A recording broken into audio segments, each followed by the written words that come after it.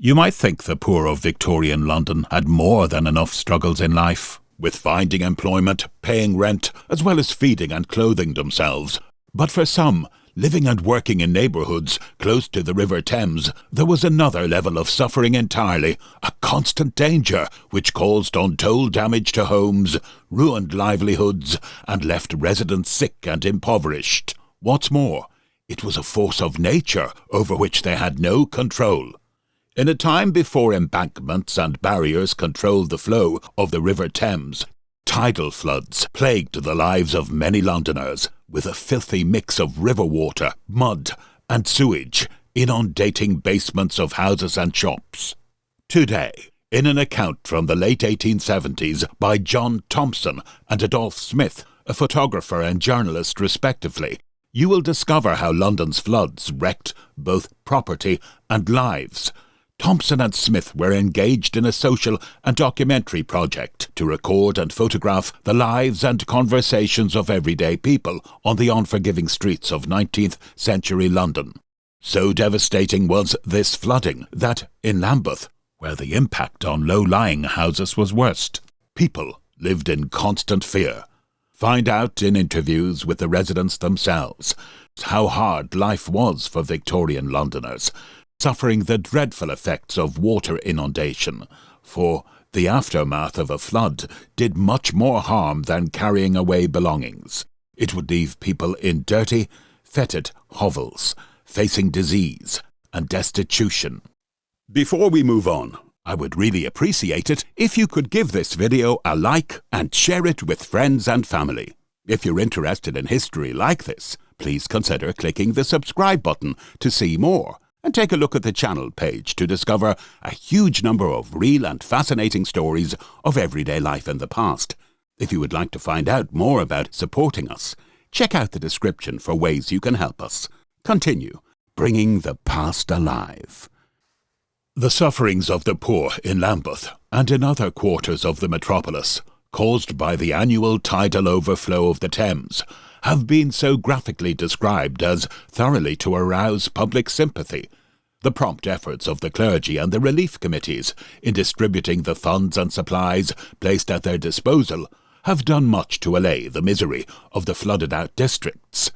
Feelings of apprehension and dread again and again rose with the tides and subsided with the muddy waters as they found their way back into the old channel or sank through the soil. The public have settled down with a sense of relief, and the suffering people return to rekindle their extinguished fires and clear away the mud and debris from their houses, to reconstruct their wrecked furniture, dry their clothes and bedding, and live on as best they may under this new phase of 19th century civilization. Meanwhile, the metropolitan authorities, lulled to a sense of temporary security, have adopted no satisfactory measures to prevent the recurrence of similar disasters. A dangerous experiment is being tried with the health of the community at a time when epidemic disease is only held in check by the most vigilant efforts of modern science. It would be difficult to conceive conditions more favourable to the growth of disease than those at present existing in the low-lying, densely populous quarters of Lambeth that have been invaded by the floods. The high tides have left a trail of misery behind, and in thousands of low-lying tenements, a damp, noxious, fever-breeding atmosphere. A few hours spent among the sufferers in the most exposed neighbourhoods will convince anyone that the danger is not yet over, that disease may still play havoc among the people. The effects of disasters are still pressing heavily upon a hard-working, underfed section of the community. Rheumatism, bronchitis, congestion of the lungs, and fever have paralysed the energy of many of the breadwinners of the families of the poor. I, myself, have listened to tales of bitter distress from the lips of men and women who shrink from receiving charity. Although the distress was not confined to any particular class, the majority of the sufferers are poor, and their misery was greatly intensified by the loss of furniture and bedding. Heavy losses were also incurred by the higher classes of working men, such, for example, as had invested their savings to purchase their houses through building societies.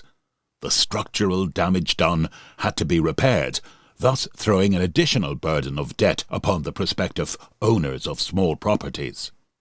In such neighbourhoods as Broadwell Street, houses containing 4 apartments are let at weekly rentals varying from 7 shillings and 6pence to 10 shillings. These houses are, many of them, let to the men employed in neighbouring works and to labourers engaged about the wharves and warehouses on the south of the Thames. They are again sublet, so that 2 or 3 families frequently shelter under one roof.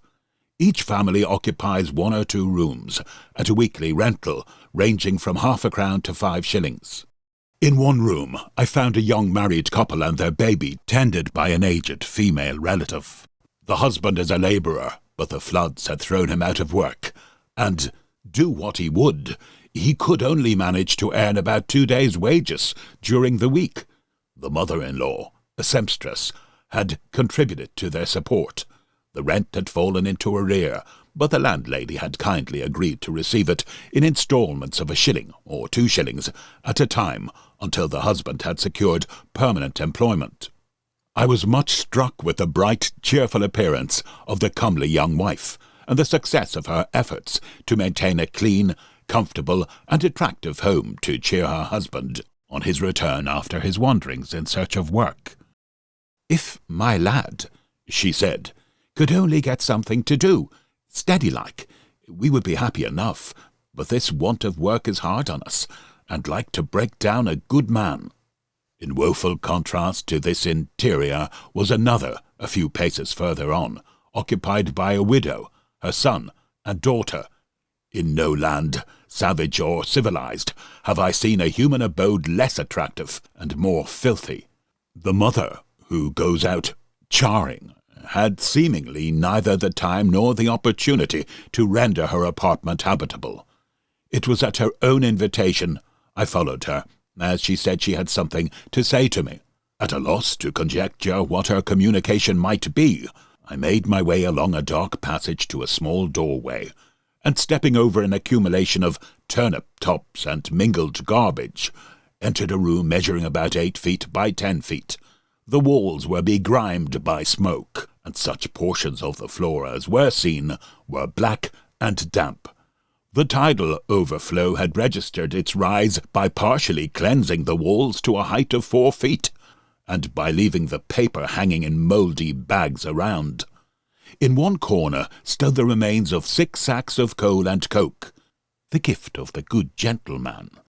On a dark, unwholesome bed lay a heap of ragged coverings, bestrewn with some articles of tawdry finery, and on one corner sat a little girl, whose bright dark eyes shone through a mass of matted hair.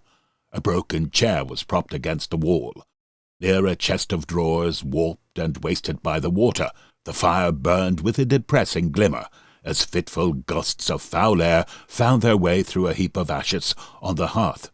Over the mantelpiece hung a series of small photographs, making up the collection of family portraits of husband and children who had passed away.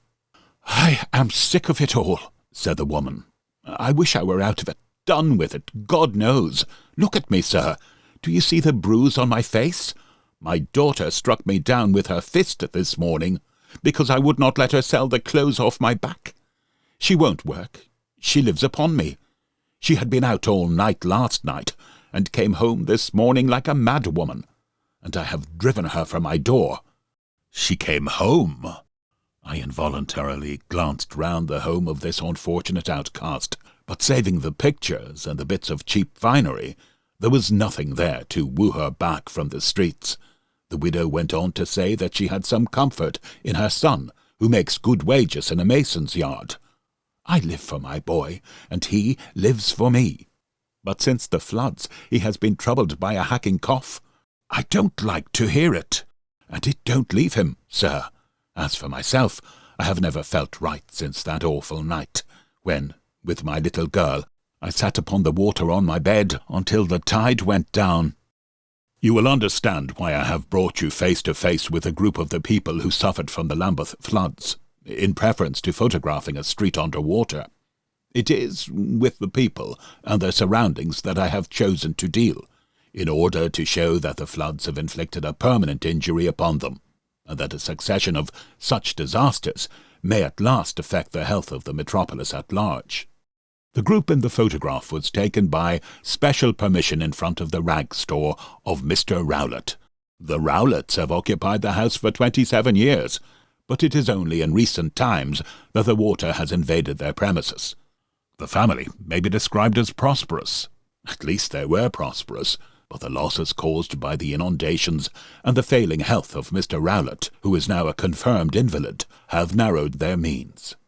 In Mrs. Rowlett's own words, "The water has taken us down a bit, and the last midnight flood was too much for my old man. He has now severe congestion of the lungs.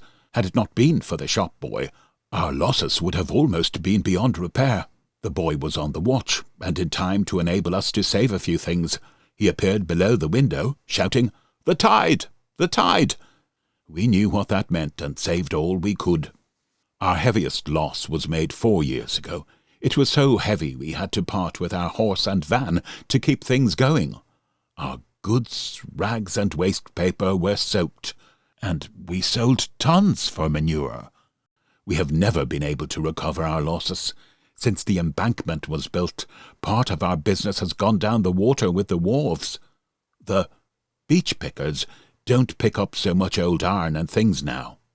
At first I was too proud to take help, but now I am fain to get a little assistance when I can. As they say, the water might be stopped if the government would only do it. You see, the water don't come into the drawing-rooms of fine folks. We would hear more of it if it did. It's never been into the Parliament Houses yet, sir, has it?" I assured the good woman that it had not, but that the question of the floods would be in the House before long, and that something would probably be done.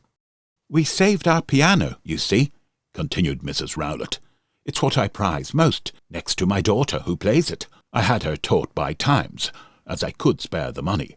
We have nothing to leave our children, but they got a good education, so my girl, if she needs to work, can teach music.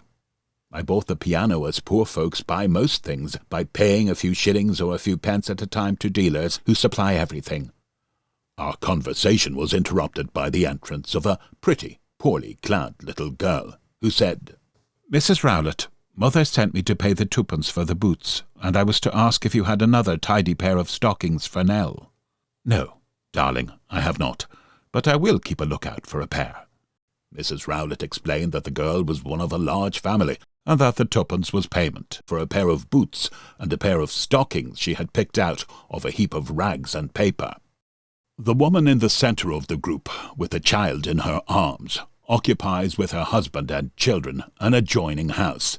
They are country folks tempted into the town by the hope of higher wages.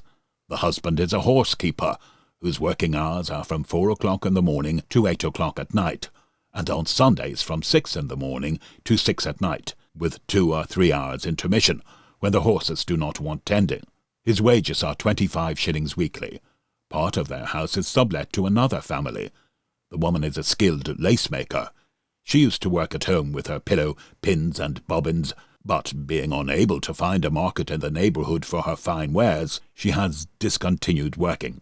She made very beautiful black silk broad lace at 2 shillings or half a crown a yard.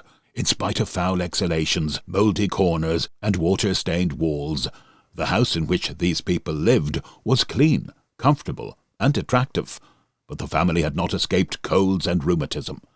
The woman complained of a constant cough and severe pains in her chest and between the shoulders, while one of the children looked sickly, as if it would hardly survive to witness the probable floods of 1878. On the right of the photograph is a character of an interesting type, a sort of odd handyman. Jack Smith is well known in the neighbourhood as a local comedian, whose tricks, contortions, and grimaces are the delight of many a pothouse audience. "Yes," said an admirer of Jack, "he's a rum 'un, he is.